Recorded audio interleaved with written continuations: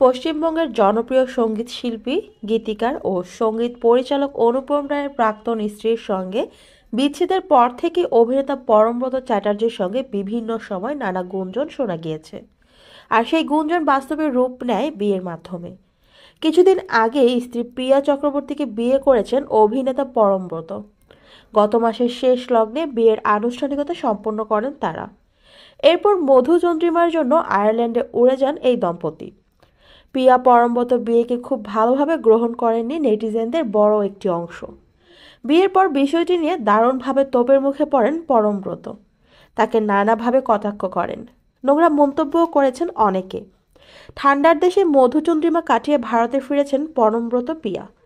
ফিরেই নেটিজেনদের কটাক্ষ নিয়ে মুখ খুললেন পরমব্রত। সম্প্রতি দেয়া এক সাক্ষাৎকারে পরমব্রত চ্যাটার্জি বলেন, বিয়ের পর এমন এক অদ্ভুত সিচুয়েশনের মধ্যে রয়েছি যা বলে বোঝানো যাবে না। একদিকে যেমন আমাদের বিবাহিত জীবন সুখী হওয়ার শুভেচ্ছা আসছে, অন্যদিকে ট্রলিংয়ের বন্যা বয়ে গেছে। নানা ধরনের নানা রকমের ট্রলিং।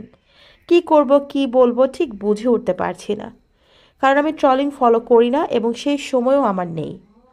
ট্রলিং বা কটাক্ষকে পাত্তা দেন না পরমব্রত উল্লেখ করে তিনি বলেন, কাছের মানুষদের কাছ থেকে, বন্ধু বান্ধবদের কাছ থেকে ট্রলিংয়ের বিষয় শুনতে পাচ্ছি এবং অদ্ভুত একটা অনুভূতি হচ্ছে যা বলে বোঝাতে পারবো না। আবার বহু প্রিয় মানুষ, বন্ধু বান্ধব, অনুরাগীরা আমার নতুন জীবনের জন্য শুভেচ্ছা জানাচ্ছেন। প্রথম একটা সপ্তাহ এই শুভেচ্ছা ও ট্রলিংয়ের ব্যালেন্সটা সামলাতেই চলে যায়। তারপর বাইরে ঘুরতে গিয়েছিলাম, খুব ভালো সময় কাটিয়েছি। মাত্র দেশে ফিরেছি, তবে আমি সবকিছুই খুব স্পর্টিংলি নিয়ে থাকি। প্রসঙ্গত, 2021 সালে প্রিয়া চক্রবর্তীর সঙ্গে বিচ্ছেদের ঘোষণা দেন সঙ্গীত শিল্পী অনুপম রায়। ওই সময় গুঞ্জন উঠেছিল পরমব্রতের সঙ্গে পরকীয়ার কারণে অনুপমের সংসার ভেঙেছে। যদিও তা অস্বীকার করেন পরমব্রত, কিন্তু সেই প্রিয়ার গলায় মালা পরিয়ে সমালোচনার মুখে পড়েছেন 43 বছর বয়সী এই নায়ক।